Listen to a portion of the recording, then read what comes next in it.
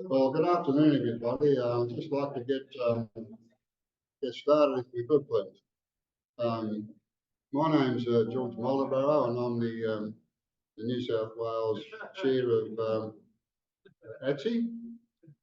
We have today with us fellows from ATSE, as well as members of the University Union and Schools Club.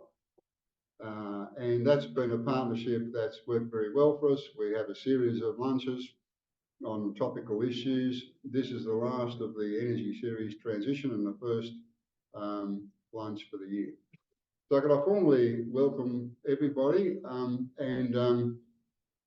also pay my respects to the traditional owners of the land, and we are meeting in a number of places because there are virtual attendees at this meeting as well. I'd like to pay my respects to their elders, past, present and emerging. Now, I only have a very simple task. It's to introduce the organiser of these events, Dick Kell, and he's going to introduce the panel and the moderator. So, Dick, the floor is yours.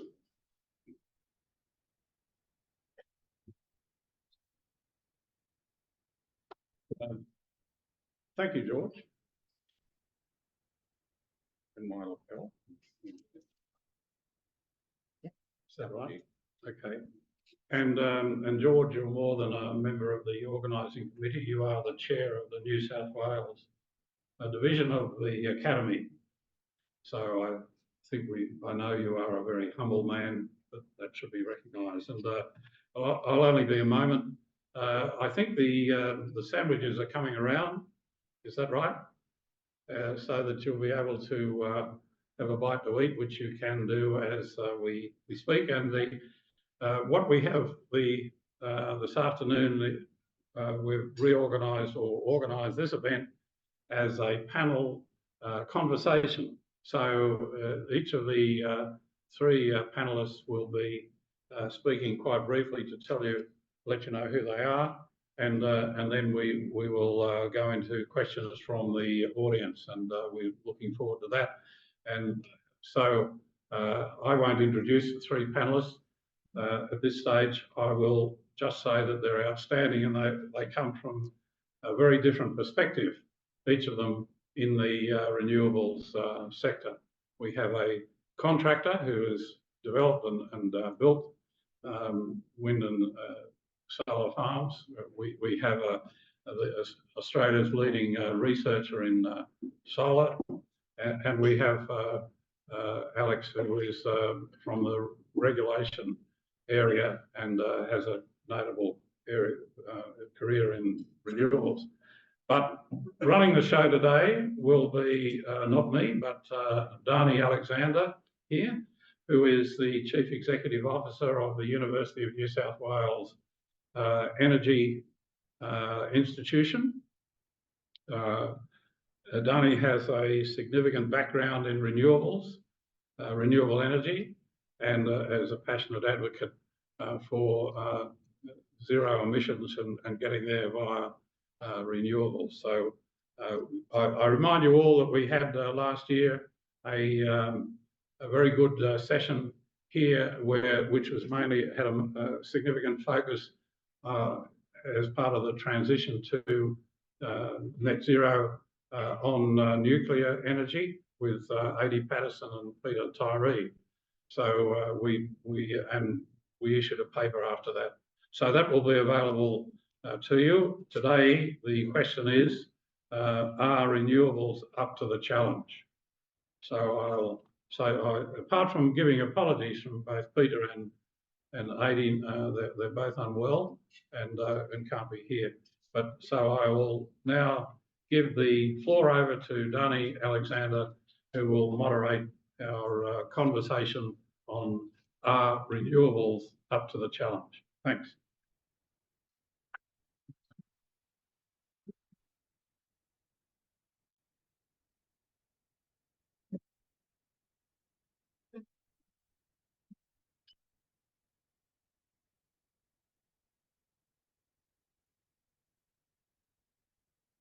Thank you, Dick. Good afternoon. It is my pleasure to moderate such an esteemed panel this afternoon of experts to discuss the issue at hand, Are renewables up for the challenge? We will first hear introductory comments from each of our panelists, which should take us to about 1 p.m. We will then open the floor for your questions, which I'll ask to be brief and to the point so that we can cover as much ground as possible. Firstly, Dr. Alex Wohnhaus will set the scene, drawing on his deep experience working with several key organisations involved in the energy transition. Alex is currently on the board of the Energy Corporation of New South Wales, also known as EnergyCo. Prior to joining EnergyCo, Alex was the Executive General Manager of System Design at AEMO, the energy market operator, and he oversaw the development of the Integrated System Plan. Alex has also worked in senior executive roles at CSIRO and Oricon. Alex will be followed by Dr. Martin Poole, who was a co-founder and executive director of Epuron from 2003 until it was acquired by Arc Energy. Martin will be giving us a view from the ground, having real-world experience developing commercial renewable energy generation projects. Martin was also a director at the Warren Centre for Advanced Engineering at the University of Sydney and has consulted to various energy companies in Australia and the UK. And finally, Professor Renata Egan will look at over the horizon and emerging technologies and the opportunities for a game changer. Renata is an innovator, entrepreneur and academic, and the Executive Director of the Australian Centre for Advanced Photovoltaics. She is concurrently a professor at the University of New South Wales and a co-founder of Solar Analytics, Australia's largest independent energy monitoring provider.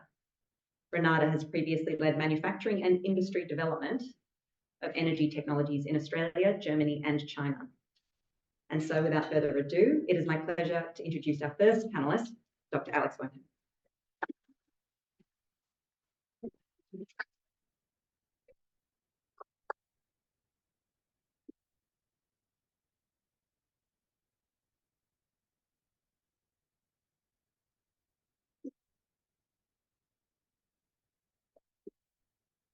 Ladies and gentlemen, good afternoon. It's a great pleasure and privilege to be here.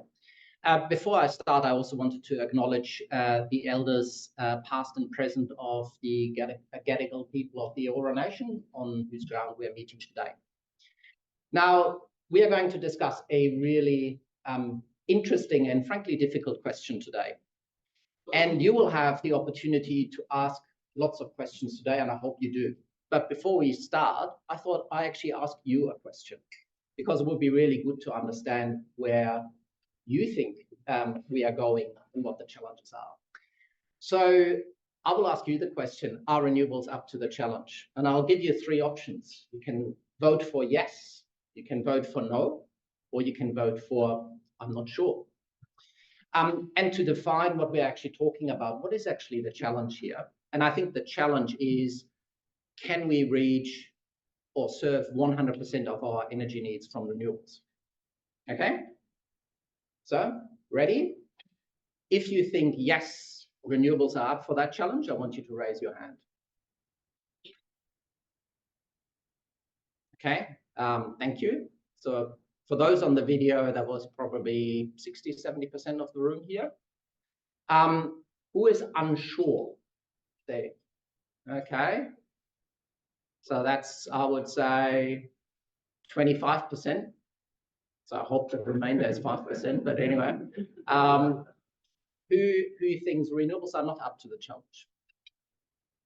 Yeah. Okay, so there were a few. I would call that 5% because it would always have to add up to 100. Okay, so after I've asked you a question, I'll give you my answer. I personally think that yes, renewables are up to that challenge. If you had asked me, can renewables provide 80–90% of our energy needs, I would have given you an unequivocal yes. But sort of the last 10–20% are actually quite difficult. I think renewables will get there, but I think the real question is going to be not if, but how and when we are going to get there. And unfortunately, I don't think it's going to be a given that it's going to be a quick and smooth transition. I think there is a risk that it could be a longer than we would have expected and more turbulent transition than what we're currently estimating.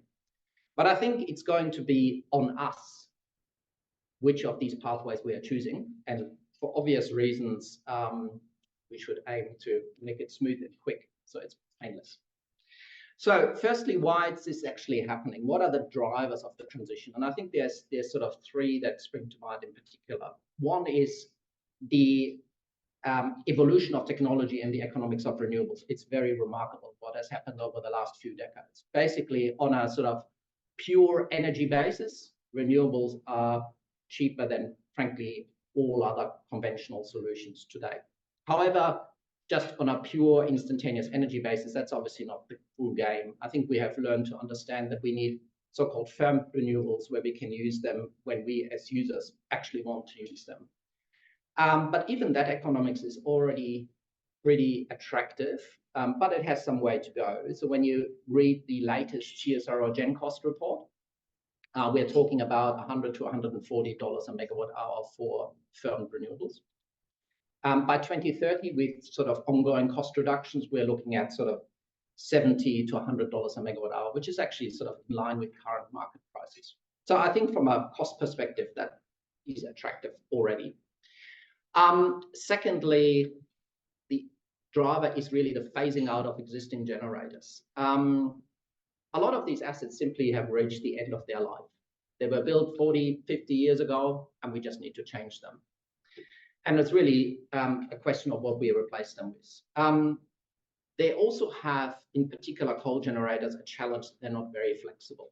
So they're actually economically, as a result, being priced out of the market, although there's actually a lot that existing generators are doing to become more flexible.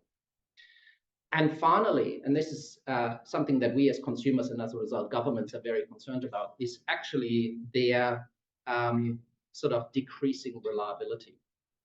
And some of these can be very severe when you look at ATSE in Queensland. That's probably going to take 3 years for a generator that had an unscheduled outage to get back into the market. You know, that's actually a pretty challenging situation for the energy market. And finally, there's obviously government commitments that we have. At the federal level, we have a 43% by 2030 economy-wide emissions reduction target, which then translates into maybe 82% of reduction in the energy sector. Why is that bigger than the economy target? Because at least the belief is that it's actually easier to implement and more cost-effective to drive a lot of the initial emissions reduction through the energy sector. And that is backed up by various state-based targets. And it's also backed up by a whole raft of delivery mechanisms. So actually late last year, the federal government announced the capacity investment scheme, 32 gigawatts by 2030. And when you actually look at the integrated system plan across both renewables and storage, that's exactly what the ISP says that we need. That mechanism is actually based on the New South Wales roadmap, and specifically the ATSE mechanism, which actually, I think, so far proven to be a very effective mechanism of inducing new capacity. So for instance, only last year, I basically drove contracting for about 2 gigawatts of renewables. There's also some direct intervention from governments, in particular through the creation of or utilization of existing state-owned corporations that either drive investment into projects or drive investment into enabling infrastructure like transmission in the case of Energy Corp in New South Wales. So ambitious targets, how are we going? Well, the good news is we're about halfway there to the 80% target by 2030. The bad news is we are probably not on track, at least on current course and speed, to reaching the 82% target by 2030. And in particular, sort of two areas stand out. One is wind, in particular, probably has to double its current annual deployment rate. That is quite important because you need a little bit of wind in the mix to balance solar, and therefore it drives down the cost of the energy. And secondly, storage. Although it is actually very remarkable what's happened, in particular in the large-scale storage space in the last 12 months. And as a result of that, I'm actually much more relaxed about the deployment of storage that we get there. And when you look at the latest AEMO ISU, that actually projects well over 10 gigawatts of storage and other dispatchable energy projects over the next decade. The second one, which is actually an interesting one to watch, a lot of consumers and actually businesses start to install not only PV, but also storage. And at the November ECMC meeting, governments have committed to develop a so-called DER roadmap. And so that might actually help with unlocking a really untapped opportunity, which is really the coordination of behind-the-meter storage and the accelerated rollout of that. So the other thing that's probably lagging is transmission infrastructure. We're probably not building the project as quickly and cost effectively as we had initially hoped. And I think there is more scope for improvement. There is, in particular, some short-term opportunities where I think we can probably, again, use more storage to unlock some of the transmission constraints. And just sort of quickly summarizing what's actually holding these things back. There's probably three factors in particular. One is social license and engagement with and support from regional communities. I think we probably need to do better than that, than what we're doing today. I think we've already come a long way, but mitigating the cumulative impacts of projects on communities and delivering some real benefits is absolutely critical. I think there's lots of opportunities to improve telecom infrastructure, roads, water supply, services, etc. So I think if we get that right, it could actually be a boost for the region in general. Secondly, there are skills and supply chain challenges, but again, I think there is, at least in part, an opportunity to translate that into domestic industry growth opportunities. And frankly, it's also a function of getting into those global supply chains and getting Australia's fair share of what's happened. And the last one is really just technical challenges of the grid integration of renewables. I actually think they are largely solvable, but the challenge in the energy system is you have, on a year by year, month by month, week by week, day by day, hour by hour, minute by minute, second by second, and millisecond by millisecond, in fact, balance that you need to achieve in the system.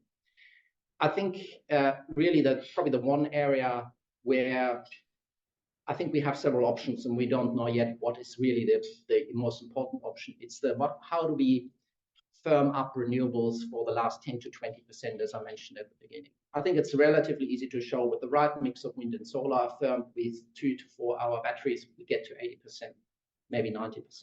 But those last 10%, they are really difficult. But there are technologies that can make that work.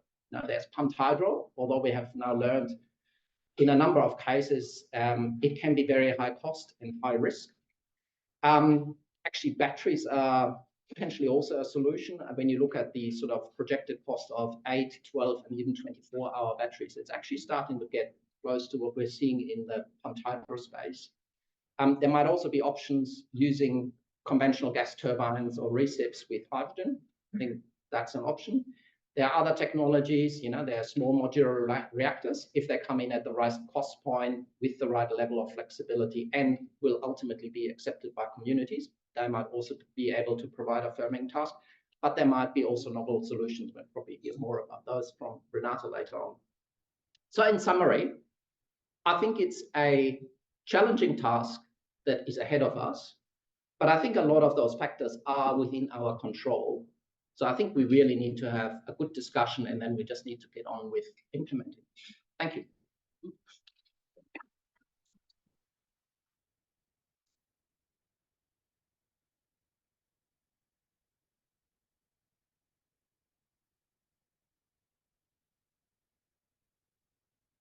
Thank you, Danny. Thank you, Alex. It's clear and inspirational as usual. And I think it's worth recognising that New South Wales is perceived to be at the front of the transition and asking and answering the hard questions that are not being followed up necessarily everywhere else. My name's Martin Poole. I've been working for the same company for 25 years, which just makes me mainly old, but also I think a bit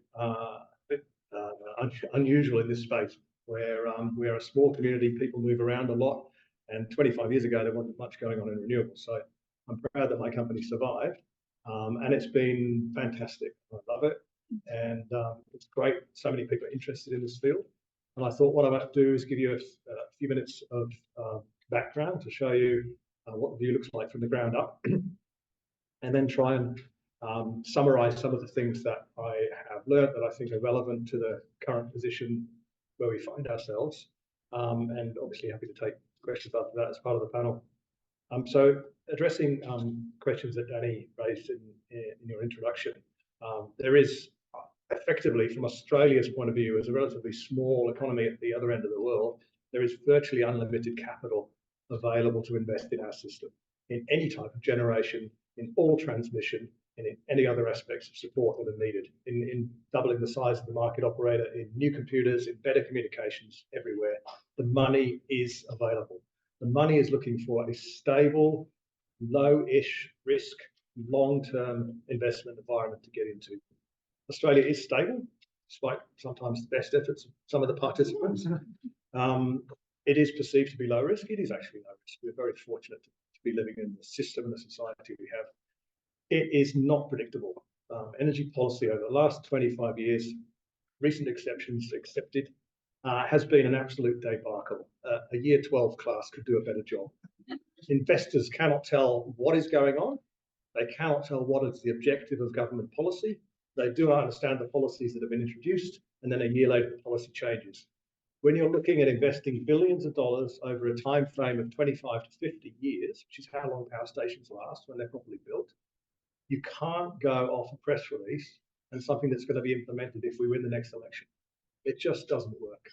And I've thought about this a lot. Wouldn't it be great if government got out of the way? I actually don't think it would, because the sort of investments we're talking about are very long term. We need them to be properly built. We need them to be built with a long-term investment horizon. It's not like inventing a new app. You need a power station to be properly built because it's mostly capital. If you don't get that right, it's just going to hurt you for the rest of its life. So yes, there is an appetite for investment, enormous appetite. Are we on track? Yes, I think we are. Something I have learned, just dipping into the end of the talk, which is about what I've learned. Australia is very absolutist. Is renewables the answer? No. Nuclear is the answer. No. Coal's the answer. No. We should go gas, gas-led recovery. What a stupid thing to have. Renewables is a very large part of the answer. If there are some small modular reactors, if we rely on aviation fuel-driven gas turbines for the last 5%, we are probably going to be economically better off if using today's numbers. In 10 to 15 years' time, there's probably going to be a better solution, almost certainly going to be a better solution. I don't know what it is, but let's not try and solve the whole problem today, because it's actually a distraction from doing the things that we logically need to do next that don't stuff up our future options and help to deliver the objective of our policy, which is the last thing I should talk about in the intro.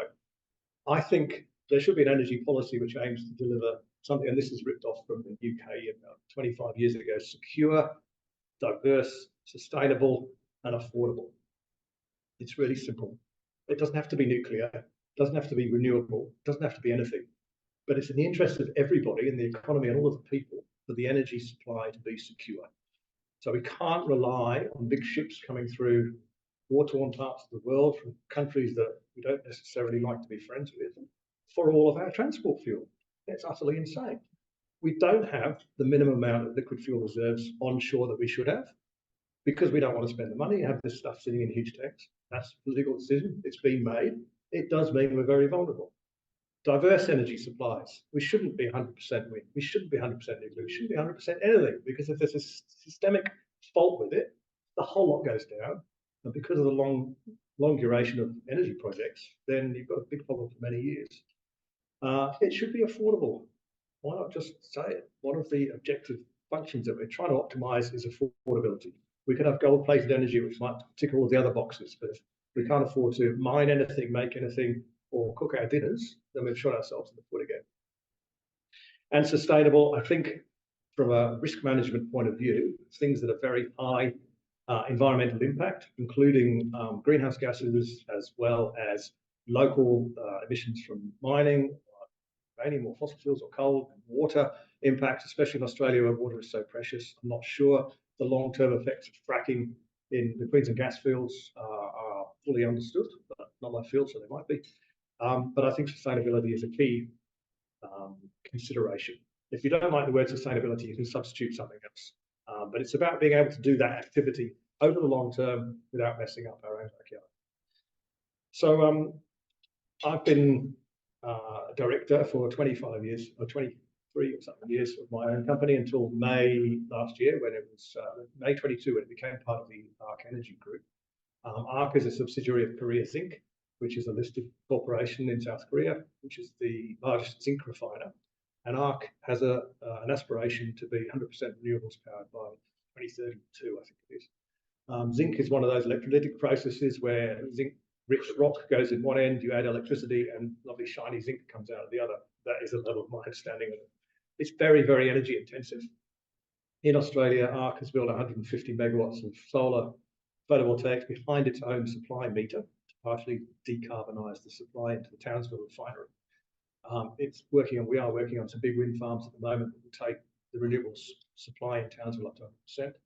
And then the longer term plan, the mid-2030s plan, is to generate renewables, derived hydrogen, turn it into ammonia, and ship it to South Korea to decarbonise the very big refineries. The Townsville refinery is the 10th or 11th in the world. The one in Busan is very, very good. It's going to need a lot of Australian renewable-derived fuel to power it. So within that, we continue to work on projects like we have for the last 20 years. And my role has been always juggling all the parts. So you need to secure land tenure, you need to secure capacity on the grid, you need to demonstrate to the financiers, investors and owners that there is sufficient solar or wind resource, depending on what technology you're doing. And you need to work with the local community to achieve a level of acceptance that enables the planning, the regulatory authorities to be comfortable enough that you've done the work in that area. So I've spent a lot of time in community halls, in some very small places and a few bigger places in Queensland and New South Wales and Tasmania.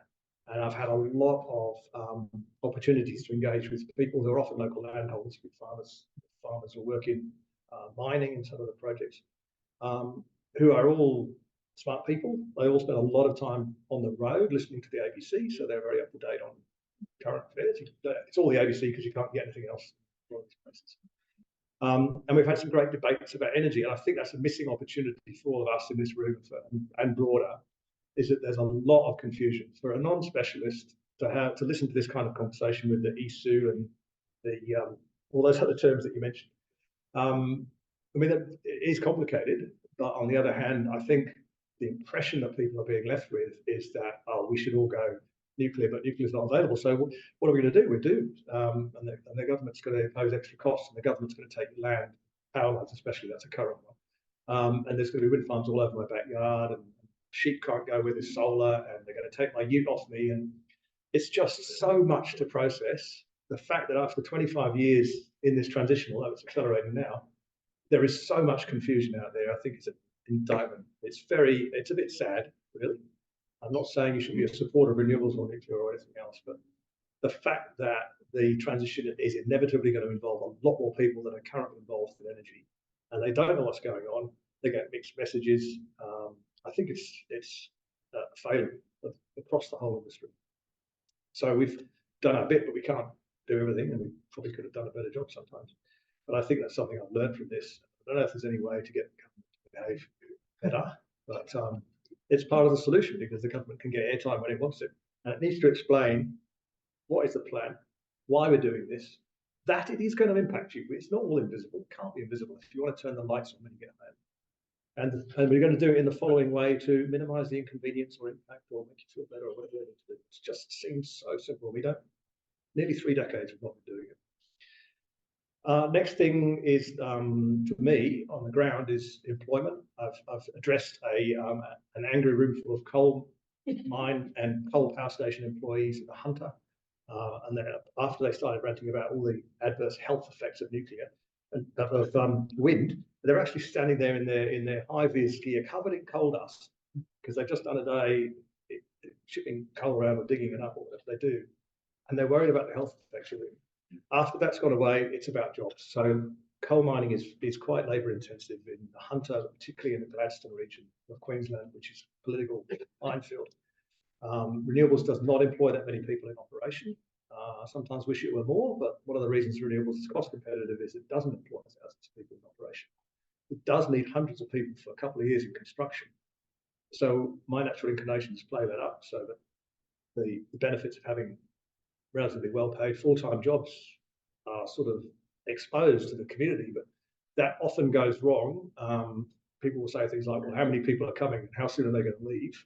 Or in Tasmania, oh, we can't possibly have that many workers because we don't have that many workers, and they're all busy. So people are going to be flying in from the mainland and they don't want that. So it's actually a problem. But if you strip it back, workforce planning is something we haven't done. I mean, people are working on it, working on it, no, but we haven't done it across the board. There's a massive shortage of people that can do grid connection engineering, grid engineers, power systems engineers, and electrical engineers. There is an enormous shortage. It was totally foreseeable. There continues to be a shortage. So from my point of view as an employer, salaries have gone through the roof.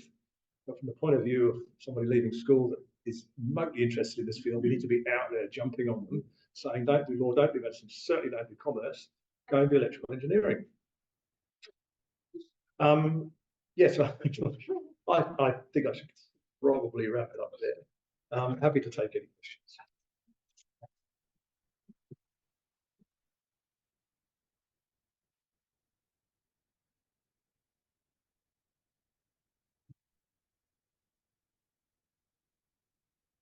Hello, everybody. So I have some long notes, but most of what I was going to say has been said. So mine might be quite short. I'm Renata Egan. I'm a professor at the University of New South Wales, and I had the great privilege of, midway through last year, taking over the leadership role in the Australian Centre for Advanced Photovoltaics, known as ACAP. And ACAP is a centre that was founded 10 years ago by Professor Martin Green, who has stepped aside. He's staying involved technically, but I'm looking after the actual operations of the centre and managing the relationship with the funding agency ARENA and all the resourcing the fabulous teams of engineers and scientists that are working on the next generation of solar solutions. And I'll tell you a little bit about that as we go. Danny mentioned I've also was a founder of a startup company called Solar Analytics, which is 10 years old now, so it's maybe no longer a startup, providing home energy management solutions to solar homeowners.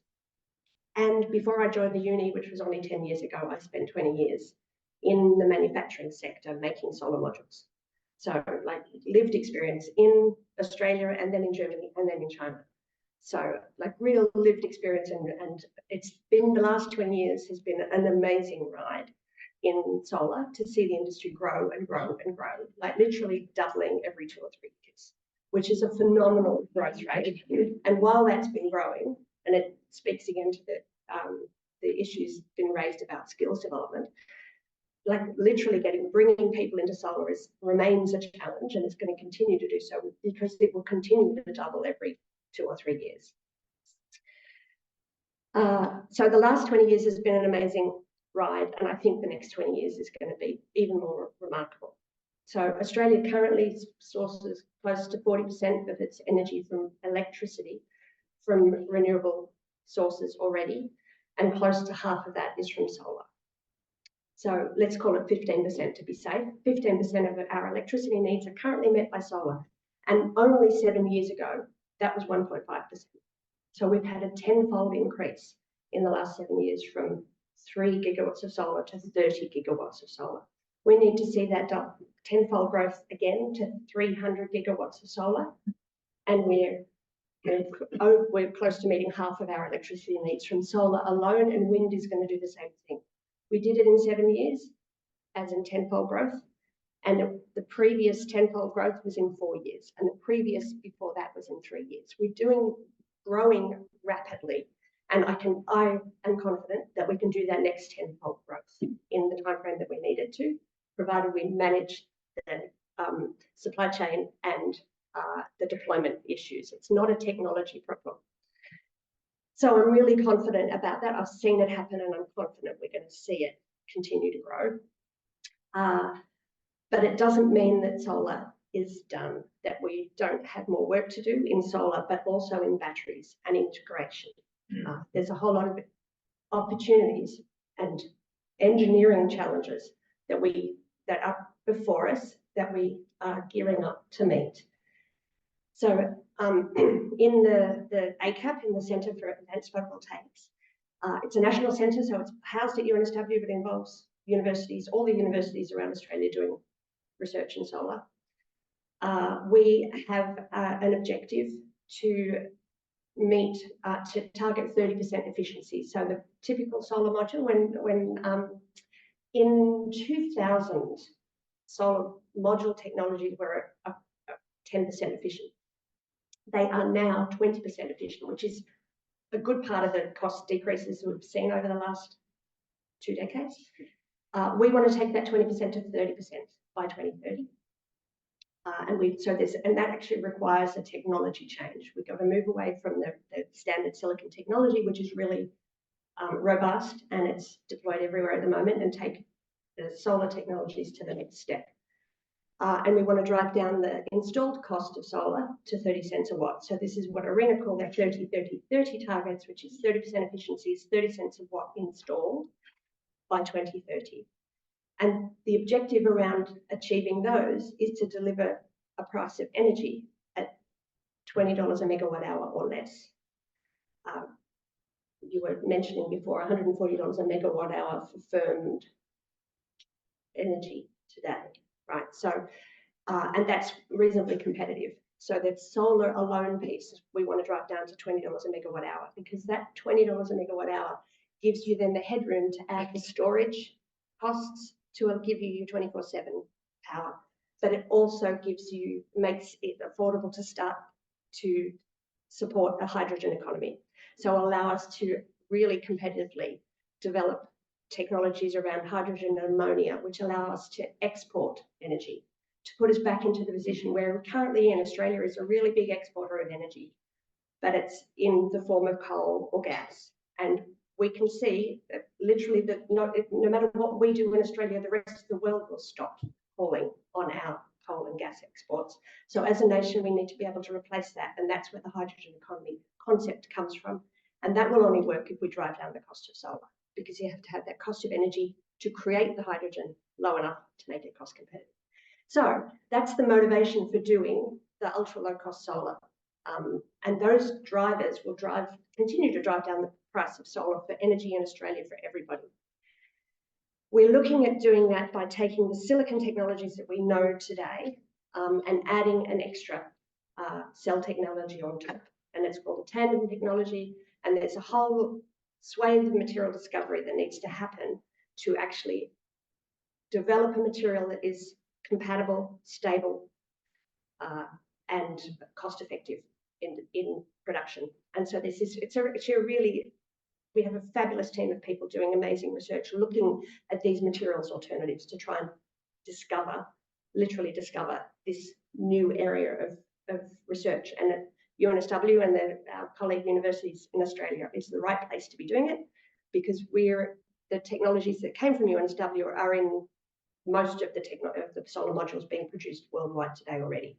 So we have traction, we have history and reputation, and we attract the right people to be doing that research in Australia. So I'm winging it because you took all my notes. So we're targeting 30-30-30. I'm confident we can get there. When we do so, it opens up a whole new economy for Australia. I'm confident we will make progress towards 30-30-30. It's a stretch goal. It's going to be hard, but we will get to close to our 80% renewables target with the technologies that we have today. We don't actually need these step changes for us to get to 80% plus. What we need, the step changes to get us to this hydrogen economy where we maintain our position as an energy exporter in a green economy. I think that might do for me. Storage technologies, I'm happy to talk to you about. There's an awful lot of work research, and there's a huge range of possibilities, whether it's short duration and long duration storage, and lots of work being done there. A little bit of innovation happening in Australia. but most of the innovation that I'm familiar with and happy to talk about is in solar. So thank you, and I'm happy to take questions.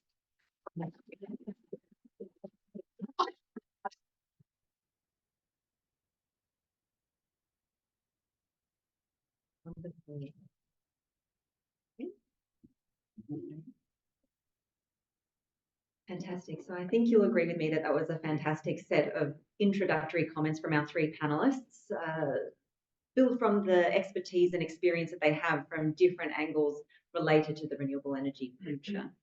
So at this point, we have a microphone for our panelists and for our audience. I would now invite you to ask a question of our panelists. You can direct it to one or multiple. We have one just up in the back here. Again, if you wouldn't mind just keeping it quite brief so we can make sure that we get to the rest that are already emerging. Thank you. I'll repeat the question.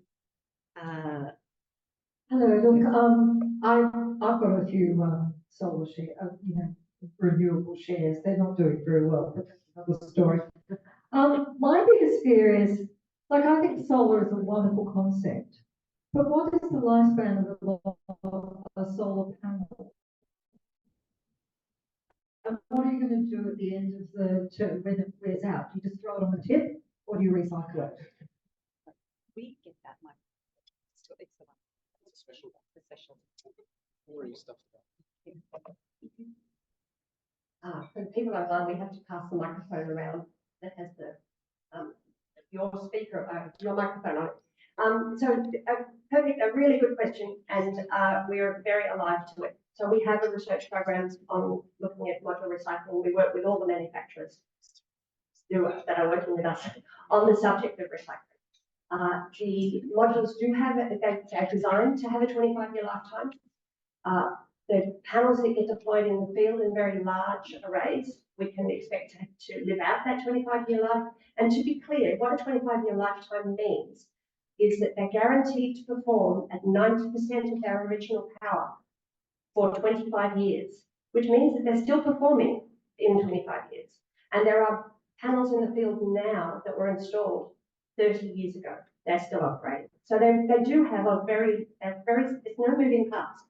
They are designed to have a very long lifetime. And if they're left in the field, that is the best place for them. So we would rather they stayed out there, but if they come back from large utility scale arrays, it's actually really easy to have a recycling plan designed around that, because you bring a lot of identical modules back at the same time and you can process them. And that's what happens in the rest of the world, although not too many farms are at the end of their life yet. In Australia, we're unique in that of our 30 gigawatts of solar installed, 20 gigawatts is on people's rooftops. So it's really distributed, which in itself is a good thing, because it makes the energy supply resilient, but it makes it much harder to manage in a recycling sense. But we're building plans around that. Again, the lifetime on a rooftop is harder to predict, because some people will put it on their roof and forget about it, and it will be there for 40 years. Other people will put it on their roof and then renovate or upgrade, and then they come off sooner than they should. So, but we are working on that. And there's very real plans for how to develop a circular economy so that the material goes back into the supply chain. Long answer, sorry about that. No. I think we stick with that. Also, Renata, we hold on to this. so we're going to. Okay, we're just sorting out the microphone story. So I come from the strategic workforce planning and construction background, and you've all touched on the skills shortage. And I guess my question is, we're looking at needing an additional 10,000 electrical trades, 8,000 engineering individuals in the next 5 to 10 years to meet the requirements. So what happens in terms of moving to a renewable energy system if we don't have the skill set, don't have those individuals to actually build the infrastructure required? That's all three of you, or anybody? Costs go up. That's how the system reacts, and the costs go up enough, and people will come from overseas and do work. I think it's a lost opportunity to not grow our own people, because the great thing about electrical and construction jobs is they don't have to be there's not that much that's specialised. You need the core of people who are specialists in it, and everybody else, if they don't have a renewables project to build, can build housing or roads or railways or something else. But the short answer is it'll happen anyway. It'll just cost more. And I think that underlines one of my themes, which is that if you don't plan stuff, it just happens anyway, but it doesn't happen so well. Just I'll add to that, the university is very aware of that and has it bears the responsibility to educate the workforce for the next generation with the foresight we have. So we're seeing this change. So we're gearing up. We're gearing up on master's courses so that people can upskill. We're on short courses so that people can cross-skill. We know that we need to train accountants and lawyers on energy. So we know that it's coming. I would love industry to come on board and with some scholarships to incentivise young, because that next generation coming through school don't know what the opportunity ahead of them looks like. And we can see it. We need to incentivise them to come. So anybody in the room, welcome, come talk to me about setting up an industry scholarship. Our next question, I think, is here, and then we're down here. And if you could just check if the microphone is on. Yeah, I think it's not on. Thank you. And then next is this question. Great. Thank you, Danny. My question is to Alex. Thank you for your interesting presentation. I'm one of the half a dozen people in the room who don't think renewables can do it all alone. I pick up Martin's point. We need to diversify. Completely agree. You made a comment, and I'd just like to offer a possible solution. How do we firm up renewables for the last 10 to 20%? And you preface that by saying that the coal generators are being economically priced out of the market. And you mentioned that SMRs, if they have the right cost point and the right level of flexibility, if you're supplying dispatchable baseload power, whether it's gas, coal, or nuclear, you really need to have full baseload power. You can't get an ROI of 50% operational output. So my question is, do you think it's reasonable to ask that a reciprocal obligation be placed upon the renewable sector to buy thermal power, baseload power, whatever you wish to call it, from other operators to plug the hole when the wind isn't blowing and the sun isn't shining? So a reciprocal obligation. In that way, you can actually get up and finance a nuclear or whatever it might be, power station. Yeah. So Thank you. That's a great question, and thank you for making it easy for us. We didn't have to sort out who needs to answer the question. So I think the question is really good, and it really comes to the heart of what is actually the right design for our energy market. There are probably better designs for our future energy system than what we are currently using, which is effectively an energy-only market, where effectively every half hour or every 5 minutes, a price of energy will be set. And then the theory is that the market will somehow solve that problem. So that's the current way it is structured. And in essence, it's actually the renewable generator that needs to pay for the customer, sometimes through an intermediary like the retailer, that basically needs to assemble that diverse portfolio of different sources to get a average firm cost for the renewables. I think there are ways we can improve the market, and in particular pay dispatchable generators for effectively that dispatchable capacity that it provides to the market, because I agree with you, it is absolutely valuable. And I think with that additional dispatchable component, it will be much easier to finance those, whatever technology is dispatchable projects. That is sort of in part happening at the moment, but probably not as technology neutral as maybe some people would like. The capacity investment scheme is actually doing exactly that. It pays a generator for the capacity it provides that allows. So as we move across, I think we're going here to George next. There's a question from our Zoom webinar. So if we could move the microphone to George here. I'm just going to ask a question from David Hill.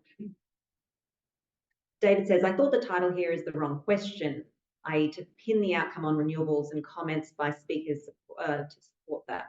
The question is whether we have the right political commitment, regulation, market structure, system-wide control to do what Andrew Forrest said this week at the press club, that we just get on with it. In my view, we have too many roadmaps, too little understanding of how hard the task is, and no real plan. It's not quite a question in that specifically, but I think a reasonable comment that falls nicely from what you were just discussing.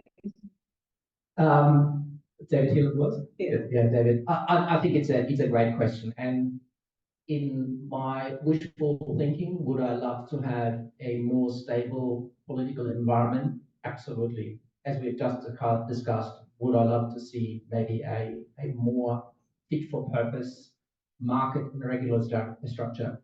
Absolutely. But I think coming back to the point, let's get on with it. I think we have what we have. We can spend a lot of time complaining about what we would like to have. I think the task for all of us is to make work with what we do have. And I think there's actually a way through, and we touched upon a number of those solutions. And perhaps we're with George now. Oh, yeah. Well, I mean, answer's right, obviously, it's usually right.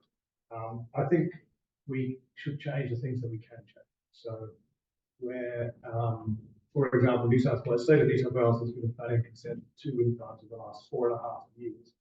I think ballpark, we probably need to be approving 3 to 6 per year. So there's an order of magnitude difference there. Planning fees in New South Wales are between 10 and 1,000 times, not a typo, higher than in other states. And New South Wales needs the power. Developers want to work here because the system is understood and stable and good.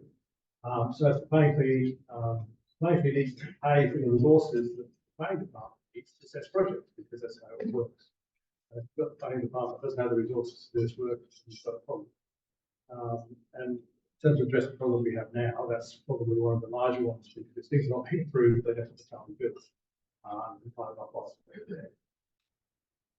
And in fact, there's a follow-on piece here from David who says, and I add not enough research on these system issues as against the tech advances.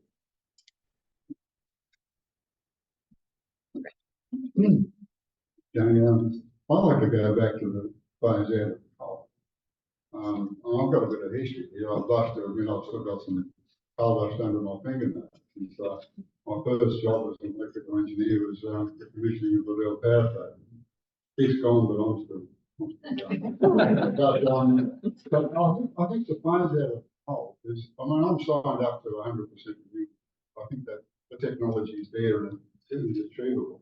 But part of getting there is the hard bit. And I think the financial analogy about what's the remaining coal generators is that some large companies sort of, they fail slowly and then they fail quickly. And that's the problem we have with coal, because no one's going to invest in keeping a coal plant going. And everyone sort of more or less hates coal now. So, I mean, and if I understand correctly, the capacity investment mechanism excludes gas. So I can't see how the transition can happen without gas. The coal company, the coal will exit, I think, more quickly than anyone really can now imagine. I can't see anything replacing it in the interim other than gas. And yet the capacity mechanism excludes gas. So somebody can comment on that, I'd be interested. So maybe firstly on the, it's really hard to manage the coal exit. And I think that's absolutely true. It's actually interesting to see what governments are starting to do. When you look at Victoria, Victoria has already, for instance, signed a very confidential closure agreement for the Lorne Power Station to, provide sufficient support for the power stations to stay in until 2027, but then to, be predictably coming out, also to help sort of other investors plan for that. New South Wales seems to be working its way also through a for a similar agreement for the Araran power solution. So I think there is a realization that it probably needs more support than what it's been given in the current energy market to make it more controlled. Secondly, to your comment, it's hard to imagine it without gas, which comes back to, I think, also what I said around the last 10 to 20% are really difficult. Gas is probably a good solution for that, but there are also other solutions. You know, there is longer duration storage through pumped hydro, through batteries, and maybe even some novel technologies like gravity-based storage systems or flow batteries. And I think in the end, it's probably going to be a mix, and it's probably going to be determined by the economics of those different solutions. But at this point, my view is we are probably better to keep all of the options open to make the right choices in the future, because we just don't know how the technology will ultimately develop.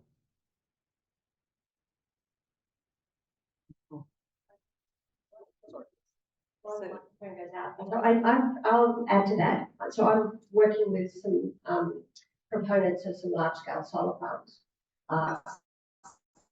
in support of metal refining, or not just solar farms, but actually energy solutions. And my advice to them is to not, plan for a 10 gigawatt farm, plan for multiple 500 megawatt farms. Start now and learn as you go, because if you wait until you've got your 10 gigawatt plan sorted, it'll be too late. So start now, learn as you go, and be prepared to back yourself with some gas, because as most cost-effective solution, that's for them and for what their purposes, it makes sense to have some gas backup. So while I advocate solar, I do believe in a diverse. We need resilience in the energy mix. And gas is nice because it is dispatchable. You can turn it on and off quickly. You can store the material, the energy, the gas itself, and use it only when you need it. So gas is actually a really quite good. Just not what you want to rely on 100% all the days, and having your system relying on gas, but have it there as a backup for when you need it.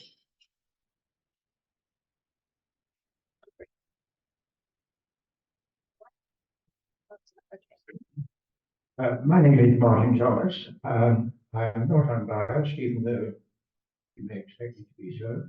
I think by way of introduction, I was the first director of the Corporate Research Centre for Renewable Energy about 30 years ago now, and it did a lot of very good work in elevating the remember Martin.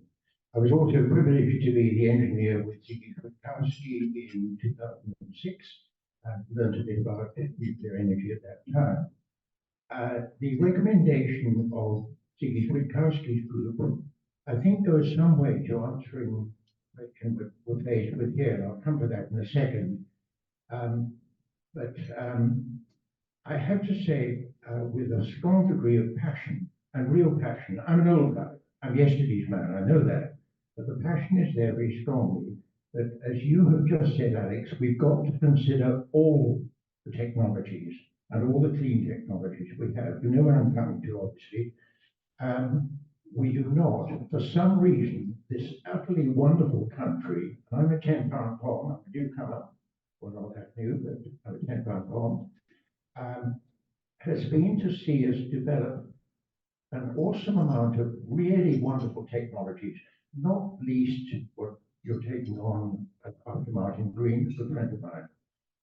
Brilliant, absolutely challenging. He deserves all the prizes he's got, and I hope he'll get a few as well. But that said, how can it be that this wonderful country still persists in making nuclear power illegal? I find that utterly incredible. Now, with that, if that were to change, and I wish it were not a political issue, but it seems to be becoming a political issue, I'll come to what my answer to your question, are renewables up to the challenge? The answer is most certainly yes, provided the word renewables includes nuclear. Thank you. Martin, I cannot believe that anyone ever questioned your passion for this topic.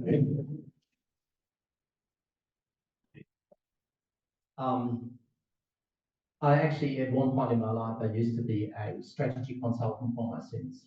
And one of the things that I've learned, the best strategy under uncertainty is keep all or as many of the options open.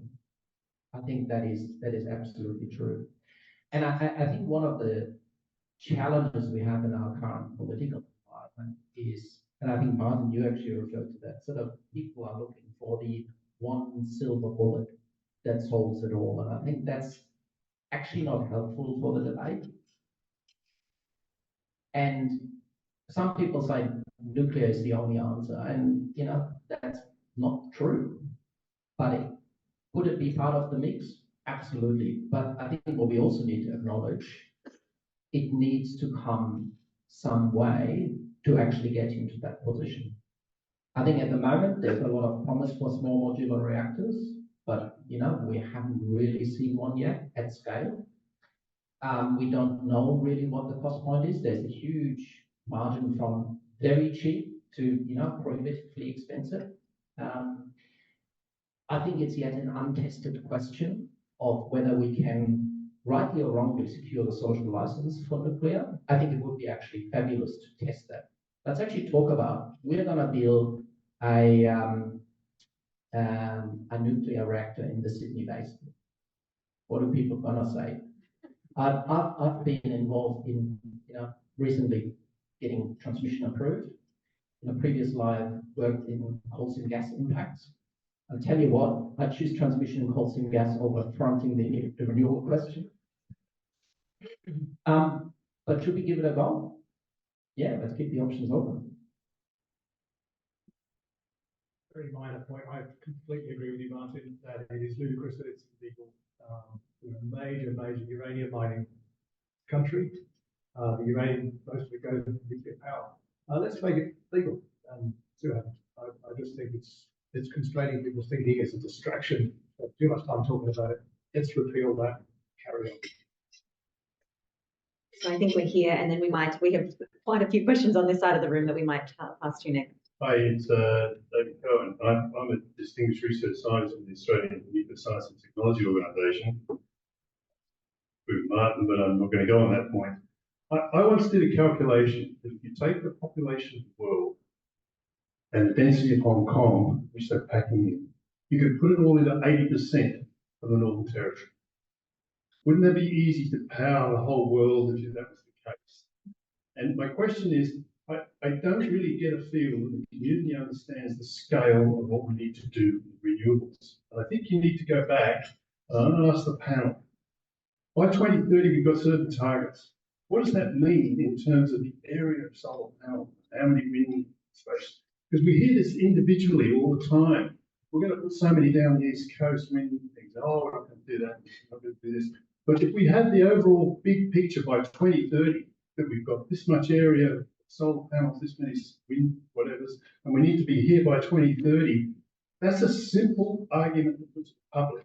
And you might get more response because the issue is not technical, as we've heard, it's political. I think we need to have a few more of those really simple explanations. Any comments? So I wish I had that number off. Friends in the room might. My recollection is that we could power most of the Asia Pacific with about 10 square kilometres in the centre of Australia with solar. So, and what we need to do to get to, for solar to make its contribution to the 80% targets is, I'll get this number right, yes, I think I'm right, is a 10-fold growth on what we've currently got. Okay, which, if you look at lots of solar on rooftops, I love it. I don't know if everybody else does. One of the things we are working on is aesthetics. So you will see that solar panels are actually, if you look, they're looking better. More uniform in colour.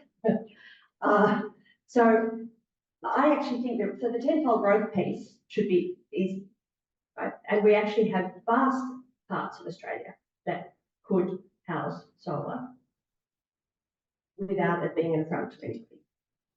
So absolutely, there's a social license issue, and we could do better with communicating it. And if anybody in the room and my colleagues want to update the number, Alistair? Well, I'll have to scale.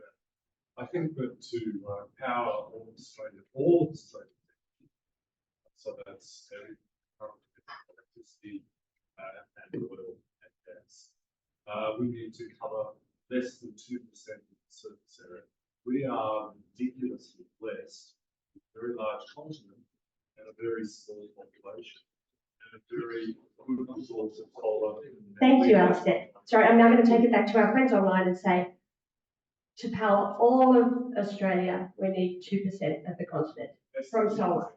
All of the energy, sorry, electricity and transport and heat. Which is less than the surface area we have for roads. Which is less, or 2%, which is less than the surface area we have for roads. Thank you, Alistair. I knew somebody would have it. Okay, thank you. Oh, sorry, one more. Yeah, can I just agree? I just want to agree wholeheartedly with your points. I think it's a really, really good point. The other thing I only learned recently was that if we cannot make ammonia on the scale that we currently do, we cannot feed the current population, let alone projected increased population over the coming decades. All of that ammonia comes from fossils. We can't afford to do that. It's going to have a bigger impact in space ammonia production that is in space the last, whatever it is, 10, 20, 30, doesn't matter, percent of electricity production.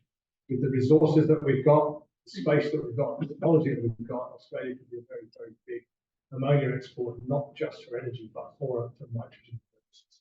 It's an absolutely staggering scale, which is not even being discussed. So I completely agree with you. It's time just to start the conversation. A lot of people are actually interested. As long as we just sit there saying, oh, we're going to go nuclear, we're going to go renewable, just bounce off people now. The scale of the investment, the problem, the engineering is absolutely staggering, and that's I think about it a lot. I think it's staggering.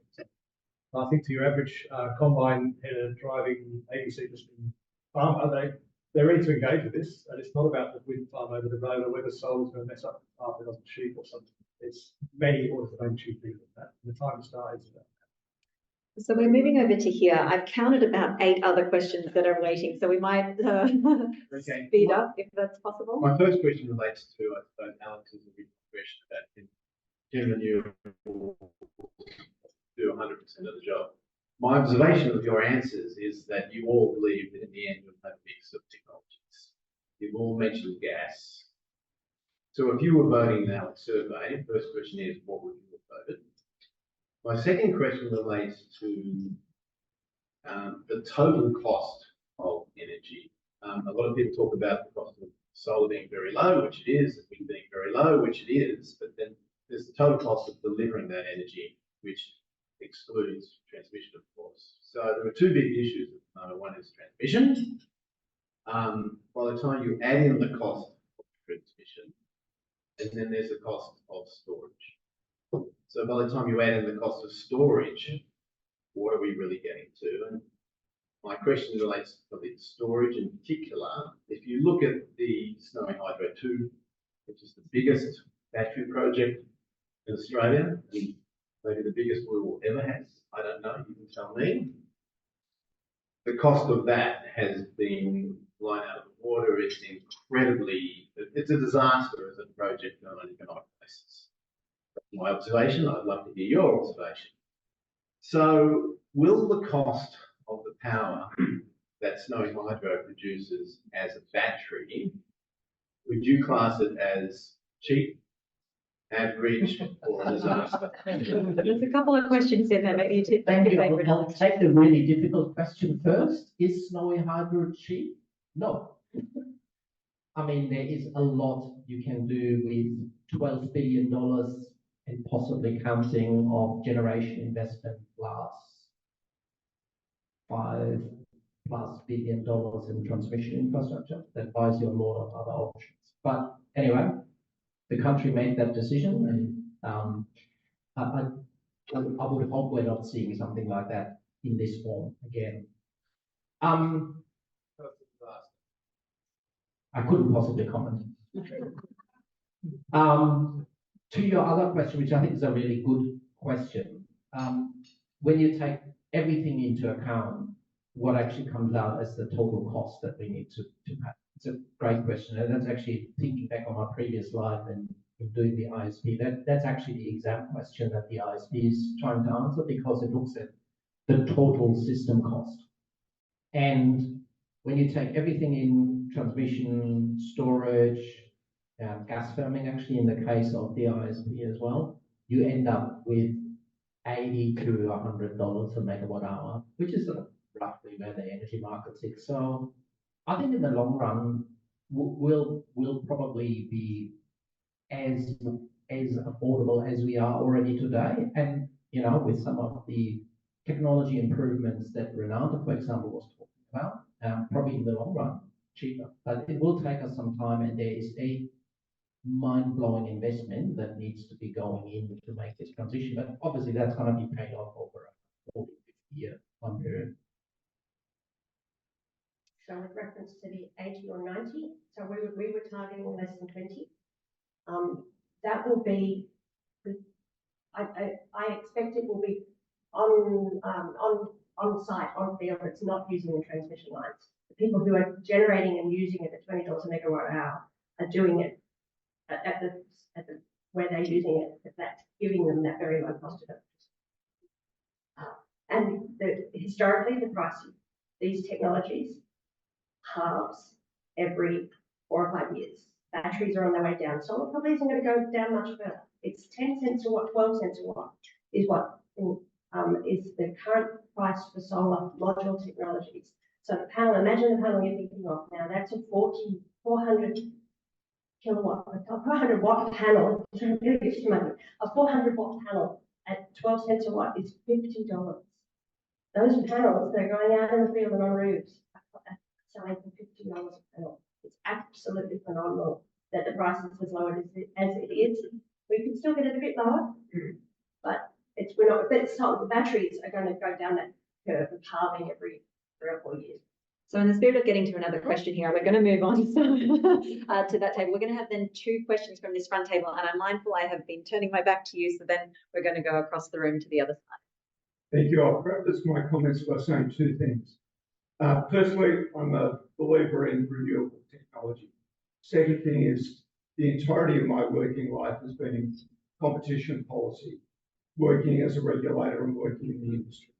So I understand market economies. I understand how that stuff works. My grandfather had a wonderful saying: if I only had 2 slices of bread and a slice of ham, I can have a ham sandwich. What worries me is it's great that we're talking about, the market will attract the people to do the work. But if we're faced with a situation where within Australia we don't have people that are able to do the infrastructure work, to build the high voltage transmission lines, and we are looking at a worldwide shortage of those people, do we really think that the market can deliver that? So then we're going to the front table here next. So we're coming down to the front table next. Question. Is there an answer? Brevity, the answer is yes. Yes. I'll give you a practical example. In New South Wales in December, we actually signed what's called the commitment deed for the first large-scale RES in New South Wales, the Central West Orana RES. And that's going to be delivered by a consortium with some international members that bring some of the expertise from overseas, and developing that expertise in the Australian context. And that's going to be a, multi-billion-dollar project, which I think shows that if you are presenting the market not only with one-off opportunities, but then actually what's important is that actually a whole outlook of projects over the next 10 to 20 years, which is actually what we are having. It's actually relatively straightforward for industry to then to say, okay, I believe that you are going to continue to invest, and therefore I will build that capacity. I think that's actually our biggest risk, that also the policy flip-flops that Martin mentioned, that people are saying, well, I'm just not sure, and so I'm not investing. Then we are actually really in a difficult situation, and then prices will go. So there's a risk.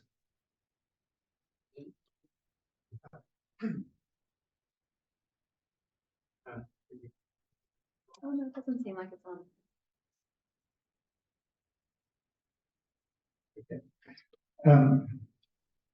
I was intrigued to find out on the weekend that the US Geological Survey has found huge amounts of green hydrogen in the United States. We have green hydrogen, or very close to green hydrogen, in South Australia, where they're founded. You may not know that a company called Equinor, which is the state Norwegian state oil company, has a system of steam reformation to take hydrocarbons and turn them into hydrogen. Their cleverness is that they actually put that in the well. So what comes up is hydrogen, what goes down is carbon dioxide and all the other things. The cost of producing that is 10 cents a kilogram.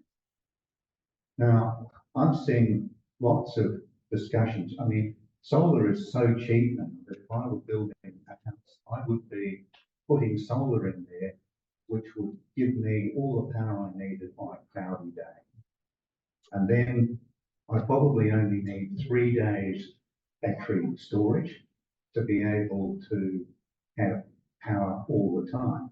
But it now looks like we don't have to electrolyse hydrogen to get large quantities of it, which is clean.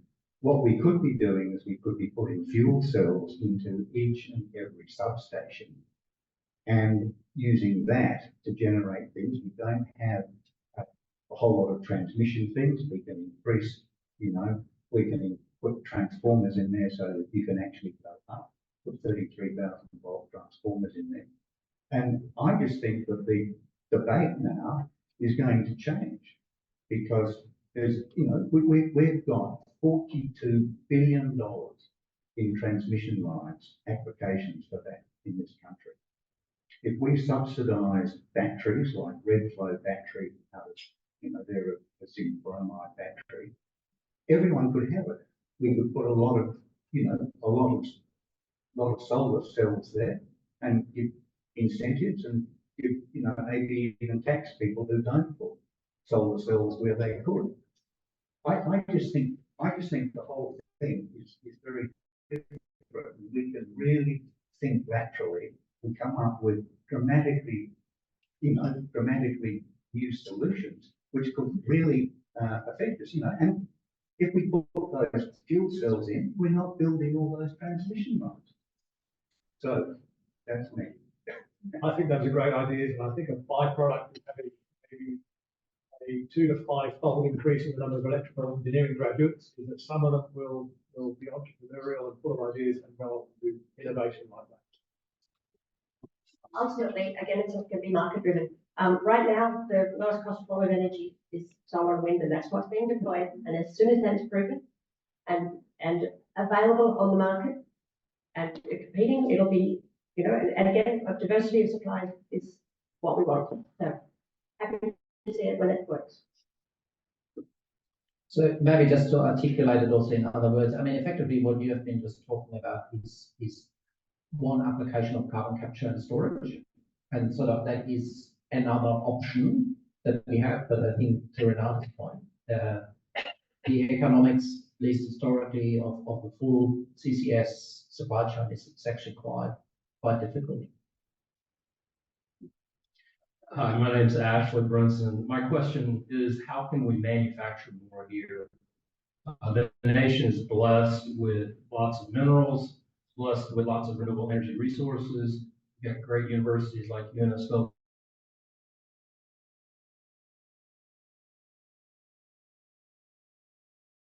My homework overnight, we're going to put an EOI out to manufacture some stuff in Australia. How can we manufacture solar goods here? Happy to take that question. So we need to be competitive in the same way that if we want our energy prices to be competitive, we need to be competitive.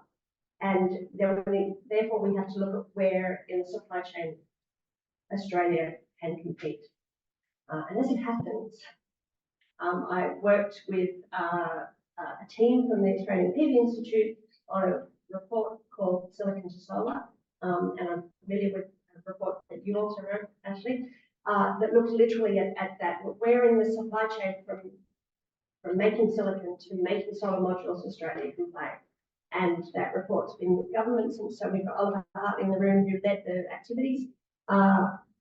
It's been with government since November last year, and we're hoping it's informing decision making going into the budget in May.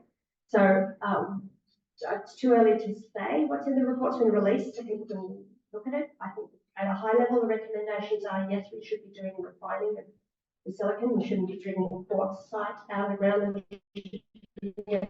sure. As our cost of energy drops, as we put more solar and wind, we rely more on solar and wind to become more competitive in that space.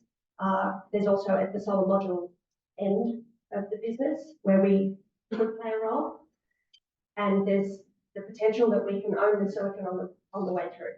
So we make the silicon, we ship it offshore, we process, we bring it back and make it modules. So all of those things and the way the business plans play out will depend on the investor in the market and the opportunity, but we would be looking to government to support the industry grow, because you cannot get into this space now without going in at what's like a gigawatt scale.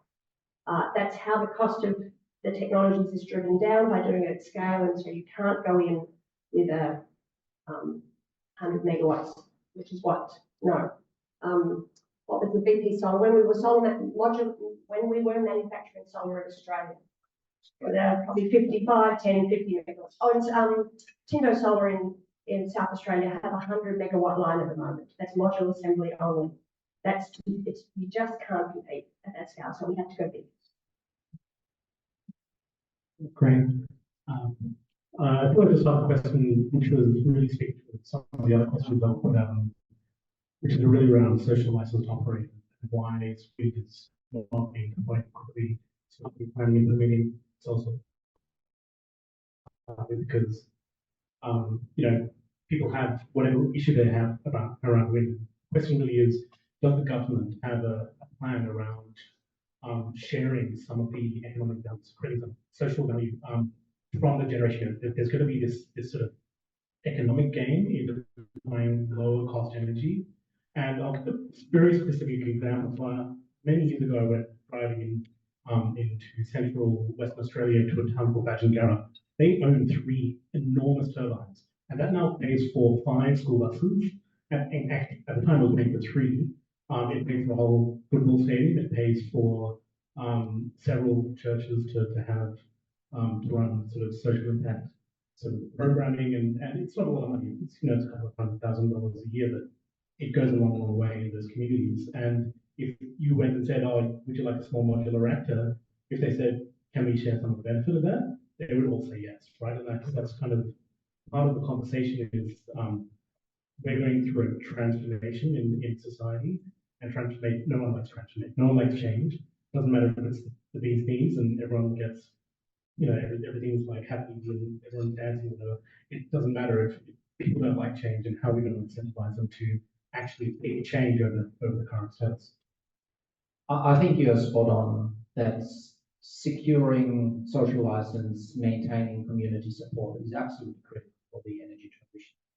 To your question, are we prepared to share benefits? I would think we are absolutely in that space now. So a couple of practical examples in New South Wales. So we put new legislation in that provides landowners with $200,000 per kilometre of transmission infrastructure that they support. I think the minister also launched, from memory, about $160 million community benefits fund that's going to be spent in New South Wales in renewable energy zone communities. And then there is actually more of the sort of normal planning related commitments as well. So that's direct financial benefits. There's definitely a desire to do that, but I think what's equally important is sort of indirect benefits for communities and a reduction of cumulative impacts. And I'm sure, Martin, you have a perspective on this as well, but things that we see, cheap energy That's a great benefit. Better telecommunications infrastructure, better roads and other transport infrastructure, because in order to build these things, you actually need to upgrade the infrastructure anyway. What a lot of communities are struggling with are sort of health, police and other services, waste infrastructure, water infrastructure, all of that. These are multi-billion-dollar projects. And if they're designed correctly, can also benefit the communities. And they also need to be very sensitively planned. So to give you another example of Central West Orana Res in New South Wales, sort of the initial sort of least cost engineering design was stringing it across the Merriwa-Casillas Plateau, and that's prime agricultural land with strong community opposition. And as a result, the project has actually been shifted to probably electrically and inferior design, but trying to at least mitigate the impacts of that infrastructure. But we have learned some things over the last couple of years. I think there's probably more that we need to do. So we're coming up to a question at the back, and then should move to this table here. I think we have a question We've here. been putting nuclear reactors in submarines for over 50 years. Why can't we put one in Clara, one in Vaucluse, and one in Moscow? That would solve Sydney's electricity supply overnight.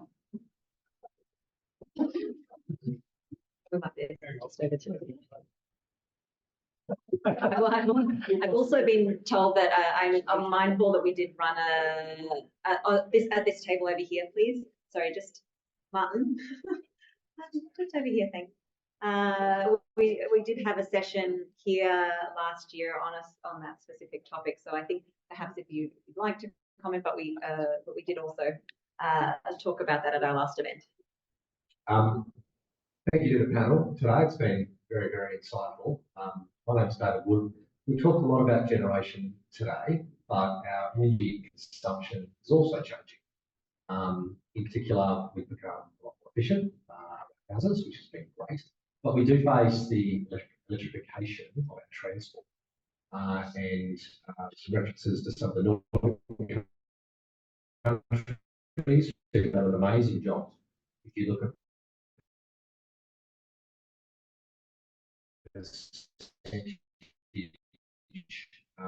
makeup of EVs. So there are more demands coming on that is going to play out in the future, because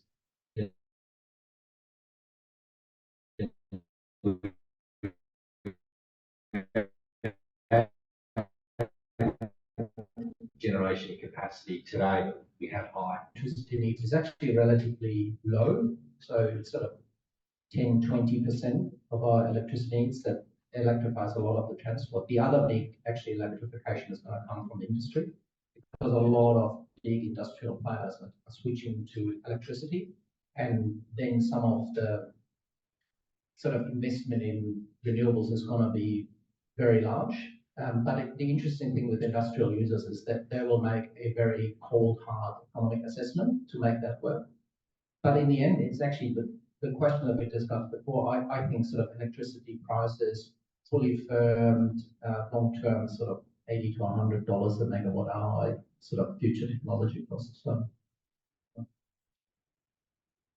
think that having EVs makes us a lot less dependent on massive ships from crude oil going into very old, not world-scale oil refineries that we currently have. It's questionably the way we're going to go. I also think that because solar panels, whether they're solar PV modules, whether they're made here or somewhere else, are effectively the same around the world, same with wind turbines. So the country that's got the best sun and the best wind, with an appropriate allowance of transmission, which everybody has to have, is going to do best. And guess who that is? So, it's such an opportunity to embrace. When you strip it all away, it doesn't actually matter. If we're going to grow tenfold and then tenfold again in 2 decades, which is what we need to do to produce the hydrogen and ammonia that the world needs, it doesn't actually matter if we all have an electric car, we all have 10 electric cars, or the whole industry goes electric. That's going to happen. So we need to plan for the generation to supply it. We need to build the transmission lines at least cost and convenience and grief that we can. That's just what we need to do. I've never heard a rational argument that we should do anything else. And just like we all used to pay by the minute for mobile phones and by the kilobyte service, download movies and stuff. They pay, I don't know, I think it's down to about $19 a month now. I just watched for my kids. But, you pay a flat rate and you can basically do what you want. Unless you want to send out 1 million spam messages a day, they're going to charge you more for that. But to do what any normal person wants, you pay a flat rate. Energy's going to end up there. By the time you're down to 30 cents a watt, doesn't matter how many modules we have, just put in double the number because it'll give you a bit of extra on cloudy days. And the rest of the system is important. Communication is important. Orchestrating 10 million EVs and 100 million point loads is important. You know, we can do that. We can do that as well as anyone. But the underlying economics is we're going to win. And just that's such a fabulous position to be in. We spend a lot of time getting stressed about the rest of it. We've got the best sun, the best wind. Happy days. So we're getting very close to the end of our time. So I think we actually only have time for one more question, which I think is up the back here. I'm trying to get enough of each table. After this question comes, I'm just going to, given we've covered so much ground, give our panelists just an opportunity to raise one thing that you'd like to leave the audience with, given the breadth that we have covered. So if you're thinking about that in the background as well, so I'm not giving you a fright at the end. But thank you. I'm Oliver Harty. Thank you for sharing your great insight with us. It's probably a question to Alex. The Integrated System Plan does not look at connecting the Swiss with the NEM. I know that was studied a while ago and always comes up again, but it sounds like a better plan than to have Darwin connected to Singapore. And it also allows us to have a 3-hour battery in Western Australia to power the East Coast. Great question, Oliver. Look, I'm not a multi-billionaire, so I couldn't really comment on connecting to Singapore. But at least it's an ambitious idea. But I think what is also an ambitious idea is actually connecting basically with the East Coast. I haven't looked at the latest iteration of that, but I've actually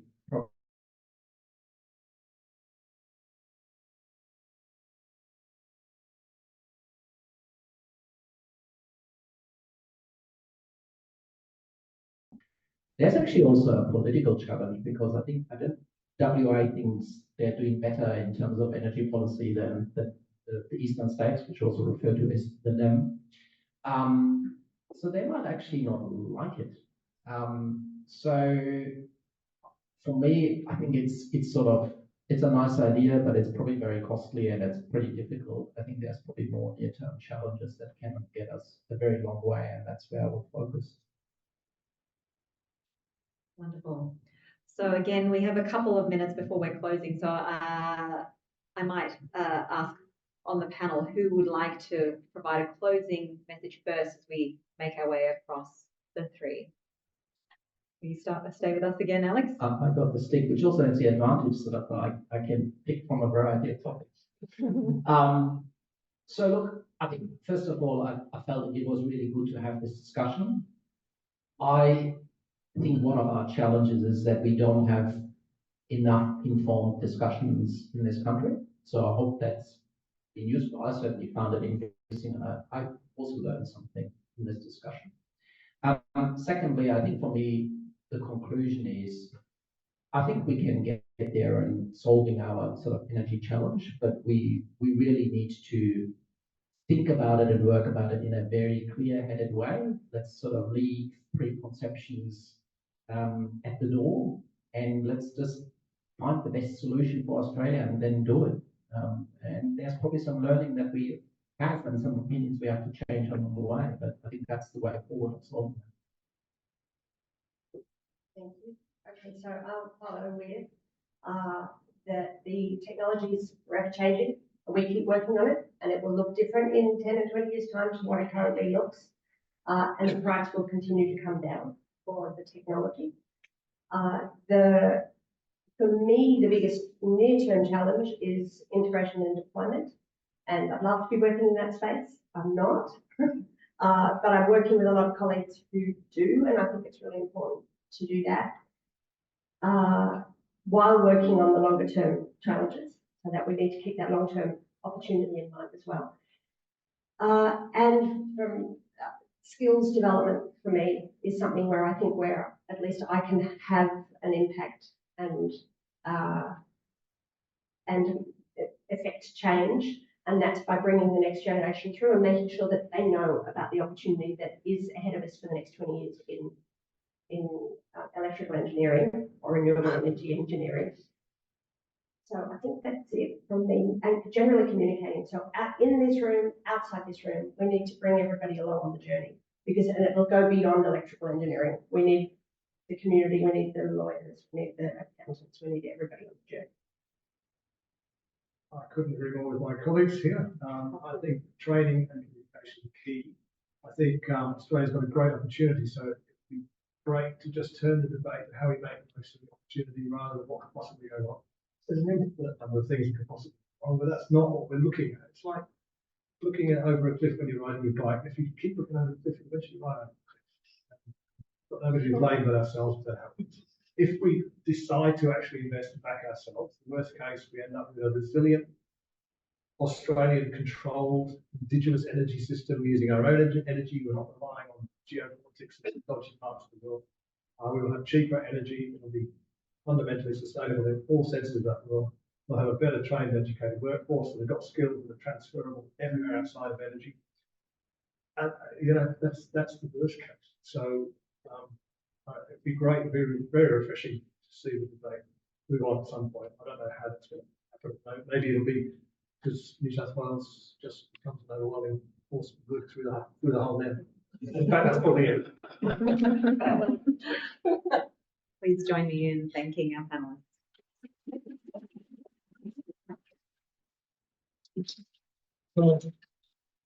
Well, I think that was fabulous. That was incredible.